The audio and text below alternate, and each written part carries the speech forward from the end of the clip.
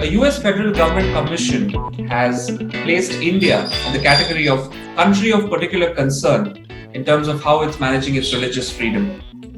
Now, the annual report has pitched India in this category for the first time since 2004, back when in the backdrop of the Gujarat riots. Now, what does the report really state, and how seriously should we take it? To talk about that, I'm getting in my colleague Tushar Gupta. Hi, Karan.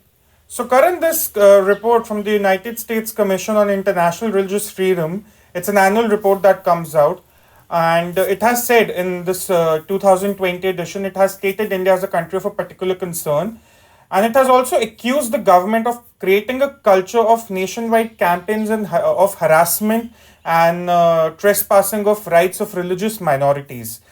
And they have done this in the backdrop of the Citizenship Amendment Act.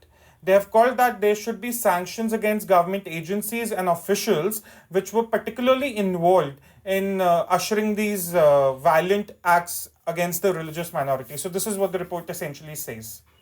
Right. Can you give us a little background of USCIRF as well as its commissioner? Right. So the United States Commission on International Religious Freedoms, it came into being as late as 1998 after the through the International Religious Freedom Act. Now the thing is, this is a commission under the U.S. government. It has the stamp of the White House. Even the commissioners, even the commissioners are appointed by the president and the leaders of both the Senate and the House of Representatives, including the Democrats and the Republicans. So, in a way, it's a very politically inclusive commission.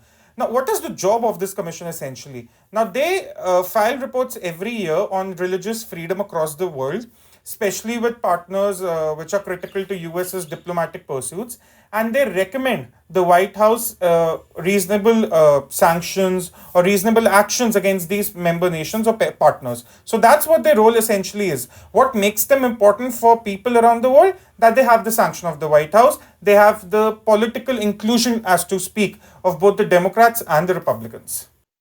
Right. Any merit to the claims in the report? So, Karan, the report, what it has accused India is of trampling on the rights of the religious minorities. How does it do it? It uses the backdrop of the Citizenship Amendment Act and the protests that had followed. Now, I did a quick reading on the fact check they had filed for the CAA, and it is again, a plague of misinformation, so as to speak. Firstly, they are confusing Indians giving rights to minorities in Pakistan, Afghanistan, and Bangladesh with some sort of discrimination against the Muslims. Even though it has been repeatedly clarified, just not on domestic front, even on the international front, that this is an act to help religious minorities in our neighboring region where there's persecution against them, to fast track the citizenship. It doesn't mean that Muslims from these countries cannot get citizenship in India. All it does is it fast tracks citizenship for 6 persecuted minorities in Pakistan, Afghanistan, and Bangladesh. Everywhere else in the world, for every other country in the world, the process remains the same. Now, what they are interpreting this as a somehow a first step of a Hindu Rashtra. So if you go through the previous reports of this commission as well, they somehow are fond of using the term Hindu extremists. So what they have done, they have attributed these incidents against religious minorities to Hindu extremism, so as to say. So what they really mean is that CA is the first step of the Indian government under Narendra Modi to trample on the rights of religious minorities. They also say that a possible nationwide NRC tomorrow or in the future would be a step towards defranchising Indian Muslims. Now, this is ridiculous. Even when it has been repeatedly clarified that the NRC won't be anything as it was seen as Assam, even though it was found out that most illegal immigrants in the Assam NRC were Hindus. They were more Hindus than Muslims. So to say that NRC would somehow lead to refranchising of the entire Muslim population in India, it's ridiculous. So these are the kind of foundationing principles the report has, and on these bases it calls India a country of particular concern, Karan. And India finds a place among what? China, North Korea, Pakistan. So even on a very superficial reading, it seems completely absurd. I would also like to ask you about how have they covered previous critical events in their previous reports? See, I was going through some of the previous reports back from the early 90s. There is no mention of the exodus of Kashmiri Pandits, okay? Somehow, after 2004, it seems that the report has some sort of political shades to it. Because somehow they praised the incoming of the Congress government in 2004. After 2004 and after I think 2009, they've just called India a country of particular concern. So in between, there was nothing of that sort. There's no mention of the rights that happened under the previous governments. And there's very selective mention of issues. You do not see a very proper coverage of issues, and not just for India, across the world. For instance, they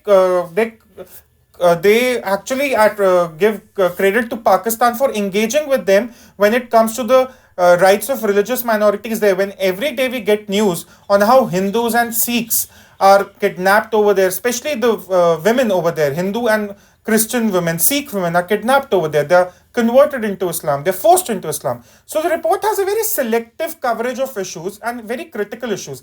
This actually makes us wonder if there's any merit to the report overall. Right. Tushar, just a couple more questions. One is, do they actually send out members who go visit countries and find out what the situation is, or do they rely on news reports? See, it certainly looks as if they rely on news reports, and a mention here needs to be made of their commissioners. Now, even one of the commissioners, as a recent report suggests, was against mentioning India as a country of particular concern. However, one of the commissioner, Tony Perkins, he's been in the news often. Firstly, he belongs to this group called Family Research Council, which has been called as a hate group. Okay, it's a fundamentalist Christian organization, and some of these statements by Perkins are particularly, so to speak, strange. He calls yoga as a goofy practice of the Hindus and Buddhists.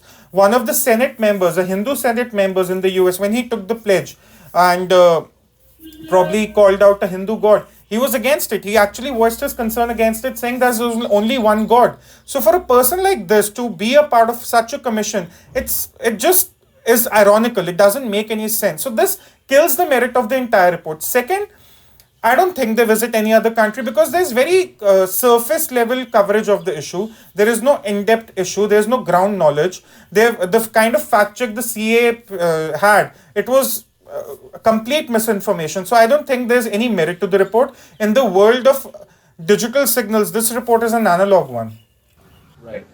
And from the perspective of the government of India, they have completely rejected the report, and very funnily actually have called the organization itself one of particular concern.